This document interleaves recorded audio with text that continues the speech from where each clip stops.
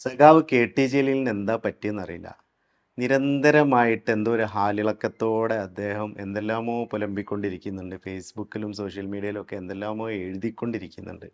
എന്താ മൂപ്പർക്ക് പറ്റിയത് എന്നുള്ളത് പെട്ടെന്ന് മനസ്സിലാക്കാൻ പറ്റില്ല. പക്ഷേ അദ്ദേഹത്തെ പറ്റിയിട്ട് പഠിച്ച ആളുകൾക്കും അദ്ദേഹത്തിൻ്റെ ഒരു ജീവിത രീതി, അദ്ദേഹം രാഷ്ട്രീയത്തിൽ എങ്ങനെയൊക്കെ പുലർത്തി പോകുന്നു എന്നുള്ളതും ഒക്കെ നമുക്ക് മനസ്സിലാക്കി കഴിഞ്ഞാൽ അദ്ദേഹത്തിന് ഇപ്പോൾ ഉണ്ടായിട്ടുള്ള ഈ ഒരു ഹാലിളക്കത്തിൻ്റെ തുടക്കം എവിടുന്നാന്നുള്ളത് നമുക്ക് മനസ്സിലാക്കാൻ പറ്റും.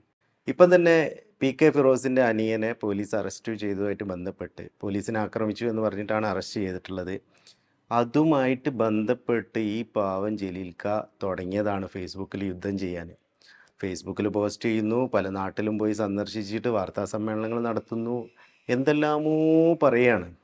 ശരിക്കും പറഞ്ഞാൽ എന്താണ് പ്രശ്നം എന്ന് വെച്ചാൽ, പി കെ ഫിറോസ് ഇദ്ദേഹം മന്ത്രിയായിരിക്കുന്ന സമയത്ത് ഒരു പരാതി കൊടുത്തു, അദ്ദേഹത്തിൻ്റെ ആ മന്ത്രിസ്ഥാനം എടുത്ത് തെറിപ്പിച്ചു. അതാണ് കാരണം. അതോ വലിയ തെറ്റാണ് ചെയ്തത്? സ്വജനപക്ഷപാതം എന്ന് പറഞ്ഞ കുറ്റമാണ് ചെയ്തിട്ടുള്ളത് ഈ കെ ടി ജലീൽ. സ്വന്തം കുടുംബത്തിൽപ്പെട്ട പിതൃവ്യപുത്രനായിട്ടുള്ള പൗത്രൻ്റെ പൗത്രനായിട്ടുള്ള കെ ടി അദീബിന്, K T Jaleel, K T Adeeb, ഈ കെ ടി അദീബിന് വഴിവിട്ട് മന്ത്രിൻ്റെ പദവി ഉപയോഗിച്ചിട്ട് ജോലി നൽകിയതുമായിട്ട് ബന്ധപ്പെട്ട് അങ്ങനെയാണ് കെ ടി ജലീലിന് മന്ത്രിസ്ഥാനം രാജിവെക്കേണ്ടി വന്നത്. ആ ഒരൊറ്റ പ്രശ്നമാണ്. അതിനുശേഷം പുള്ളിക്ക് ഹാലിളകിയിട്ട് എന്താന്ന് പറയാൻ പറ്റണില്ല. ലീഗ് എന്ന് കേൾക്കുമ്പോൾ, പി കെ ഫിറോസ് എന്ന് കേൾക്കുമ്പോൾ, ലീഗിൻ്റെ നേതാക്കന്മാരുടെ ഭാഗത്ത് എന്തെങ്കിലും ഒരു പ്രശ്നം ഉണ്ടെന്ന് കാണുമ്പോൾ അപ്പം അങ്ങോട്ട് തുടങ്ങും. ഇനി പ്രശ്നമില്ലെങ്കിലും അങ്ങനെ തുടങ്ങിക്കൊണ്ട് നിൽക്കും. ഇത് ഇദ്ദേഹത്തിൻ്റെ ഒരു എന്താ പറയുക, വല്ലാത്തൊരു പ്രയാസമാണ്. അപ്പോൾ നിരന്തരമായിട്ട് പോസ്റ്റ് ഇട്ടു. അനിയൻ്റെ കേസ് പറഞ്ഞാണ്ട് വന്ന് നോക്കി. അപ്പോൾ ഫിറോസ് പറഞ്ഞു, അനിയന് വേറെ രാഷ്ട്രീയ പ്രസ്ഥാനത്തിനോട് ആഭിമുഖ്യമുള്ള ആളാണ്, ഞാൻ വേറെ രാഷ്ട്രീയ പ്രസ്ഥാനത്തിൻ്റെ ആളാണ്. അതുകൊണ്ട് തന്നെ അയാൾ എന്തെങ്കിലും ചെയ്തിട്ടുണ്ടെങ്കിൽ അത് അയാളെ വ്യക്തിപരമായ കാര്യം, അതുമായിട്ട് എന്നെയോ എൻ്റെ പ്രസ്ഥാനത്തെയോ കൂട്ടിക്കെട്ടണ്ട എന്നുള്ളത് പി കെ ഫിറോസ് പറഞ്ഞും ചെയ്ത്. പിന്നെയും തുടരുന്നതാണിത്. മലപ്പുറത്ത് പിന്നെ പത്രസമ്മേളനം, മറ്റുള്ള സ്ഥലങ്ങളിലെ പത്രസമ്മേളനം ഇങ്ങനെ പറഞ്ഞുകൊണ്ടേയിരിക്കുക. ഒരു ദിവസം 2ഉം 3ഉം പോസ്റ്റ് മാത്രമാണെങ്കിലും കുഴപ്പമില്ല, നിരന്തരമായിട്ട് ആ പോസ്റ്റിന് വരുന്ന കമൻറ്റുകൾക്ക് റീപ്ലൈ കൊടുത്തിട്ടും. എങ്ങനെയാണ് ഇത്രയും മാത്രം ഒരു തവനൂർ എം എൽ എ ആണ് മൂപ്പർക്ക് ഇതിന് മാത്രം സമയം എവിടുന്നാണ്? ഒരു എം എൽ എ എന്നുള്ള പദവി പോലും ഉപയോഗിച്ചിട്ട് അദ്ദേഹത്തിന് അവിടെ നാട്ടിൽ എന്തെല്ലാം കടമകൾ ചെയ്യാണ്ട്, അതുപോലും ചെയ്യാതെ ഇങ്ങനെ ഈ പി കെ ഫിറോസിൻ്റെ നേരെയും മുസ്ലിം ലീഗിൻ്റെ നേരെയും ലീഗിൻ്റെ നേതാക്കന്മാരുടെ നേരെയും പാണക്കാട് കുടുംബത്തിന് നേരെയൊക്കെ ഇങ്ങനെ പറഞ്ഞുകൊണ്ടേ നിൽക്കന്നെ. ഇതിങ്ങനെ കേട്ടിട്ട് എന്തെങ്കിലുമൊക്കെ പറയണമെന്ന് നമുക്ക് തോന്നും, പക്ഷേ പറഞ്ഞിട്ട് കാര്യമില്ല. നമ്മൾ എന്ത് പറഞ്ഞാലും ഇങ്ങേരെ അതിന് ഉൾട്ടായിട്ട് വേറെ എന്തെങ്കിലുമൊക്കെ പറഞ്ഞുകൊണ്ടിരിക്കും. മൂപ്പർക്ക് തന്നെ അറിയില്ല മൂപ്പർ എന്താ പറയണമെന്നുള്ളത്.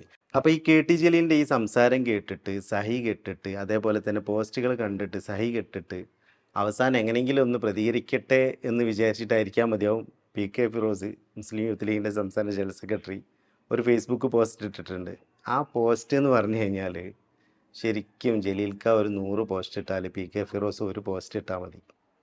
അതിനുള്ള മറുപടി 100 പോസ്റ്റിനുള്ള മറുപടി ഒറ്റ പോസ്റ്റ്.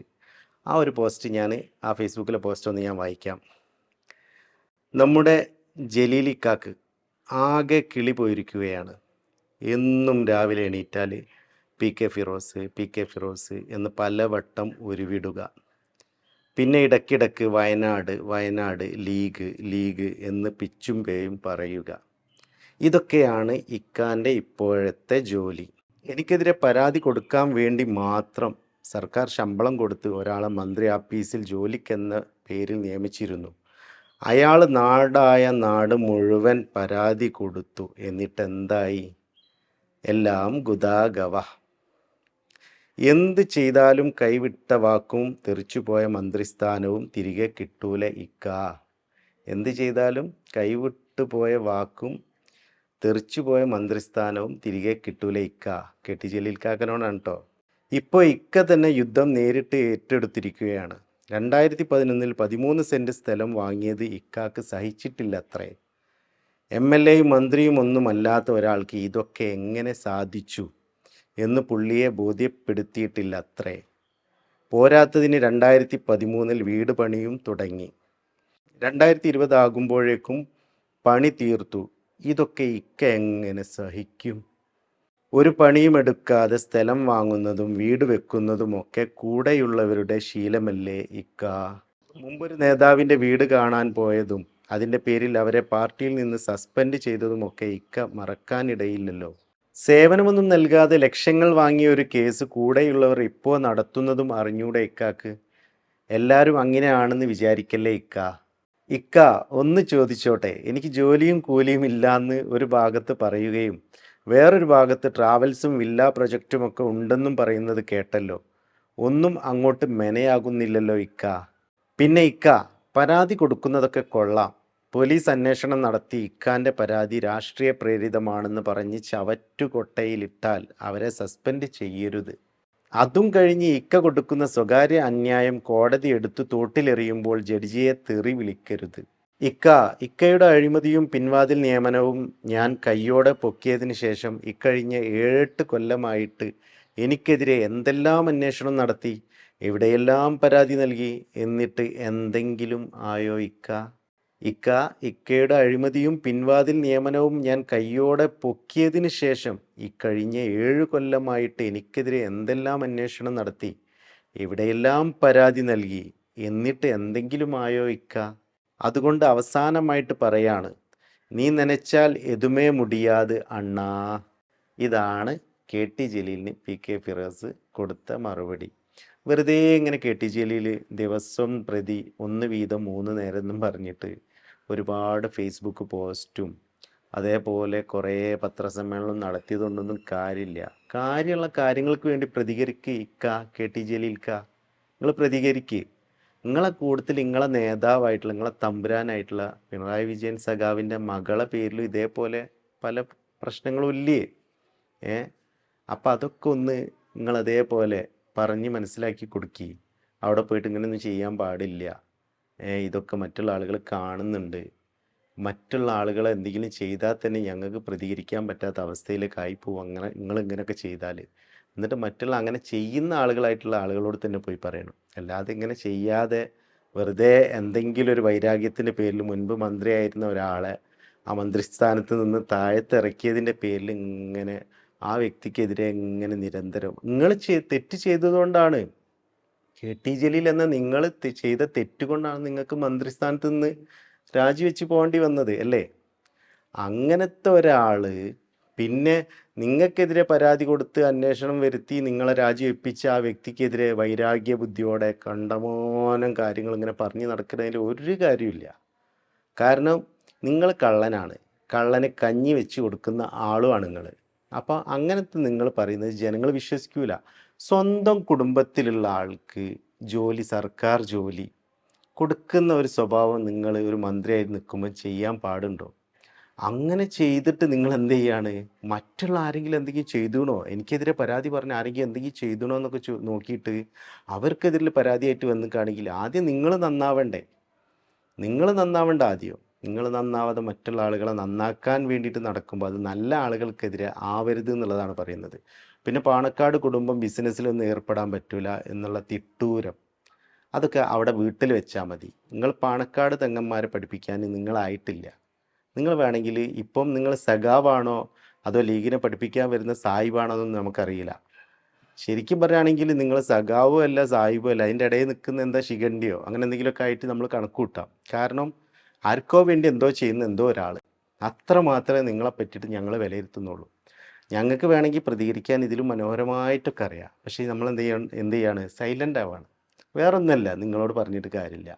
ഇതിങ്ങനെ എന്തെങ്കിലും കേൾക്കുമ്പോഴത്തേനൊക്കെ എടുത്ത് ചാടി പുറപ്പെടും. എന്നിട്ട് എന്ത് ചെയ്യും? അതൊന്നല്ല എന്ന് കാണുമ്പോൾ തിരിച്ച് വീട്ടിൽ തന്നെ കയറി നിന്നിട്ട് അമേരിക്കയിൽ പോയിട്ട് മോളെ കുട്ടീനെ തൊട്ടിലാട്ടിട്ട് ലാ ഇലാഹ ഇല്ലല്ലാ എന്നും പറഞ്ഞിട്ട് തൊട്ടിലാട്ടുന്ന പരിപാടി നടത്തും.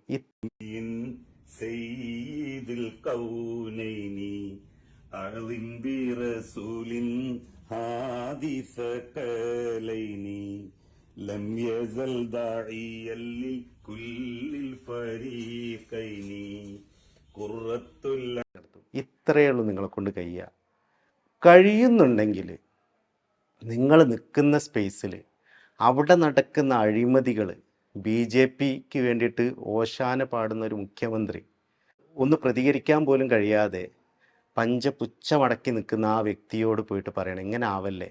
കേരളത്തിനൊരു മതേതര സ്വഭാവമുണ്ട്. ആ സ്വഭാവത്തിനനുസരിച്ചിട്ട് ഈ കേരളത്തിനെ ഭരിക്കാനും മുന്നോട്ട് കൊണ്ടുപോകാനും ശ്രമിച്ചാലേ ഉള്ളൂ ജനങ്ങൾ വിശ്വസിക്കുകയുള്ളൂ നിങ്ങളെ. അടുത്ത 3-ാം തവണ വരണം എന്നുണ്ടെങ്കിൽ അങ്ങനെ എന്തെങ്കിലും നിങ്ങൾ ചെയ്യണമെന്ന് അവിടെ പോയിട്ട് പറഞ്ഞു കൊടുക്കുക. അല്ലാതെ പാണക്കാട് തെങ്ങന്മാരെ പഠിപ്പിക്കാൻ, ലീഗിൻ്റെ നേതാക്കന്മാരെ പഠിപ്പിക്കാനൊന്നും തൽക്കാലം ജലീലിൻ്റെ ആവശ്യമില്ല. ജലീൽ പഠിപ്പിച്ചിട്ടിട്ട് ഞങ്ങൾ പഠിക്കും വേണ്ട. ഞങ്ങളൊക്കെ ലീഗാരാണ്, ഉറച്ച ലീഗാരാണ്, ഒരു വ്യത്യാസവും. അല്ലാതെ നിങ്ങളെപ്പോലെ എന്തെങ്കിലും ഒന്ന് കിട്ടുന്ന നേരത്തെ അവിടെ കാണിച്ച് ചാടുക, ഇനി കിട്ടാതാവുമ്പോൾ എന്തെങ്കിലുമൊക്കെ പറഞ്ഞിട്ട് വീണ്ടും സ്ഥാനം. നിങ്ങൾ പറഞ്ഞെന്താണ്, ഇനി അടുത്ത പ്രാവശ്യം മത്സരിക്കാനില്ല എന്നുള്ളതാണ്. പക്ഷേ തിരഞ്ഞെടുപ്പ് അടുത്തുകൊണ്ട് നിൽക്കുകയാണ്. അപ്പം നിങ്ങൾക്ക് ഒന്നുകൂടെ തവനൂർ മത്സരിക്കണം എന്നുണ്ടാവും. അതിന് വേണ്ടിയിട്ട് എന്തെങ്കിലുമൊക്കെ പറയല്ലേ, എന്തെങ്കിലും കാര്യമുള്ളത് പറയും. അത് പറഞ്ഞിട്ട് ആ വെള്ളാപ്പള്ളി നടേശനൊക്കെ എന്തൊക്കെ വർഗീയത മലപ്പുറത്തിനെ പറ്റിയിട്ട് മുസ്ലിം സമുദായത്തിനെ പറ്റിയിട്ടൊക്കെ പറയുന്നുണ്ട്. ഒന്ന് പ്രതികരിച്ചൂടെ? ഒരു പോസ്റ്റെങ്കിലും, ഒരു ഫേസ്ബുക്ക് പോസ്റ്റെങ്കിലും ഇട്ടൂടെ? വെറുതെ ജസ്റ്റ് വെള്ളാപ്പള്ളി എന്ന് പേര് പറഞ്ഞിട്ടുണ്ടെങ്കിൽ ഇട്ടാൽ ഇത് വേണ്ടട്ടോ എന്ന് പറഞ്ഞാൽ എത്ര നല്ലതാണ്. അങ്ങനത്തെ നിങ്ങൾ വർഗീയതക്കെതിരെ പ്രതികരിക്കാത്ത നിങ്ങൾ വർഗീയത വരെ പറയുന്നുണ്ട്. അതൊക്കെ നമുക്ക് പിന്നീട് ചർച്ച ചെയ്യാം. ആ വർഗീയത നിങ്ങൾ പറയുമ്പോൾ അതും നമ്മൾ ചർച്ച ചെയ്യും. തീർച്ചയായിട്ടും നിങ്ങളിപ്പോൾ ചെയ്തു കൂട്ടുന്ന ഓരോ കാര്യത്തിനും നിങ്ങൾ അനുഭവിക്കേണ്ടി വരും. എങ്ങനെയെന്നറിയോ? ജനങ്ങൾ നിങ്ങളോട് തന്നെ തിരിച്ചു ചോദിക്കും. അത്രമാത്രം, വേറൊന്നുമില്ല. ജനങ്ങൾ തിരിച്ചു ചോദിക്കും നിങ്ങളോട്, ഈ ചെയ്തതൊക്കെ എന്തിനാണ് ജലീലെ? എന്തെങ്കിലും ഒരു സ്ഥാനത്തിന് വേണ്ടിയിട്ടാണോ? ഒരു മന്ത്രിസ്ഥാനം കിട്ടാൻ വേണ്ടിയിട്ടാണോ ഇങ്ങനത്തെ വെറുതെ ആവശ്യമില്ലാത്ത അനാവശ്യമായിട്ടുള്ള കാര്യങ്ങൾ ഇങ്ങനെ കുത്തിപ്പൊക്കി ഉണ്ടാക്കിക്കൊണ്ടുവന്ന് സ്വയം പല്ലിൻ്റെ ഇട കുത്തിയാണ് മണപ്പിക്കുന്ന ആ സ്വഭാവം ഉണ്ടല്ലോ, അത് നിർത്തിക്കാളാം. നിർത്തുന്നതാണ് നല്ലത്. നിങ്ങൾക്ക് മുന്നോട്ട് അങ്ങനെ പോയിട്ട് ഒരു കാര്യമില്ല.